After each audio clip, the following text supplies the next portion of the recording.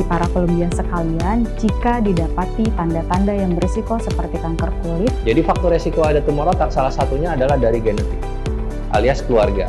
Indikasinya banyak banget ya, mulai dari yang paling ringan sampai yang paling berat. Pengobatan patah tulang berdasarkan dengan seberapa jauh pergeseran tulang itu terjadi.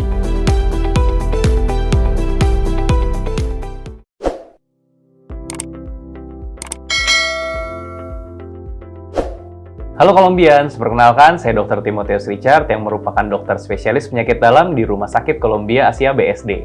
Pada video bersama dokter kali ini, saya akan share kepada kalian semua mengenai apa itu diabetes, terapi, dan komplikasinya.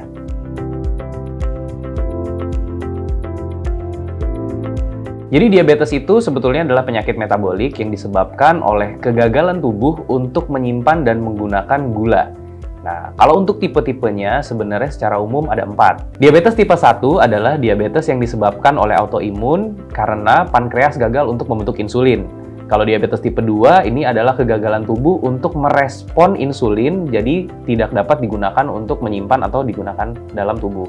Kalau diabetes tipe lain adalah diabetes yang tidak masuk ke dalam diabetes tipe 1 atau tipe 2 yang biasanya muncul karena usia muda atau ada gangguan-gangguan metabolisme lainnya. Nah, kalau untuk diabetes yang terakhir adalah diabetes gestasional atau diabetes yang muncul pada saat kehamilan.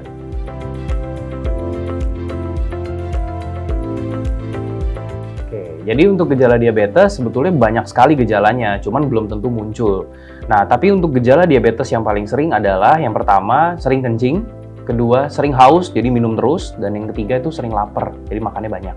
Ya, nah cuman kalau untuk pemeriksaan pastinya, nah ini kita harus melakukan pemeriksaan khusus, biasanya pemeriksaan gula darah atau pemeriksaan HbA1c.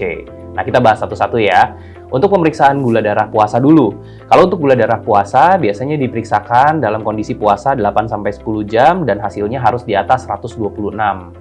Nah, kemudian bisa dilakukan pemeriksaan gula darah 2 jam setelah makan. Biasanya pasien diminta untuk makan dan kembali diperiksa setelah 2 jam setelah makan. Atau diberikan tes glukosa sebanyak 75 gram, lalu dicek 2 jam setelah itu. Kalau di atas 200, pasien diabetes. Yang ketiga, dapat dilakukan pemeriksaan gula darah sewaktu. Pemeriksaan gula darah sewaktu ini dilihat dengan hasil nilai lebih dari 200 dengan gejala sering kencing, sering haus, atau sering lapar. Ya. Nah, dan yang terakhir adalah pemeriksaan HbA1c. Ini adalah pemeriksaan khusus dengan hasil di atas 6,5%, ini pasien dianggap diabetes.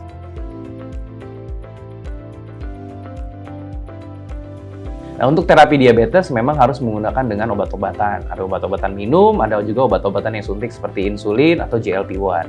Nah, tapi dari obat-obatan ini saja tidak cukup. Harus diikuti dengan perubahan pola gaya hidup seperti dietnya diatur, lalu olahraga rutin, ya, menurunkan berat badan kalau memang pasiennya obesitas, atau juga mengontrol penyakit-penyakit lain, penyakit-penyakit penyerta yang memang diidap oleh pasien tersebut.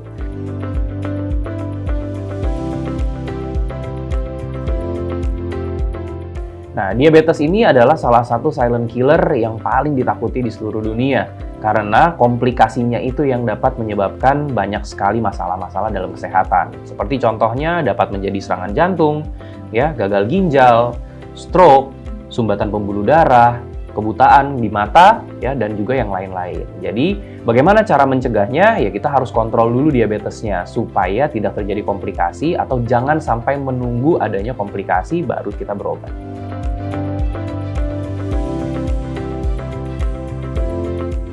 Pasien diabetes sebetulnya tidak dapat sembuh dan harus mengikuti terapi sampai benar-benar terkontrol. Ya, dan ini akan berujung sangat panjang, bisa sampai seumur hidup. Tapi pada intinya adalah ketika pasien ini sudah terkontrol dengan obat-obatan, dengan perubahan pola gaya hidup, dan lain-lain, diharapkan akan jauh dari komplikasinya. Nah, untuk targetnya sendiri adalah gula darah puasa di bawah 130, gula darah 2 jam setelah makan di bawah 180, dan HbA1c di bawah 7%. Sekian informasi mengenai apa itu diabetes, terapi, dan komplikasinya ya, Colombians. Tetap update informasi terkini bersama dokter, semoga bermanfaat dan salam sehat.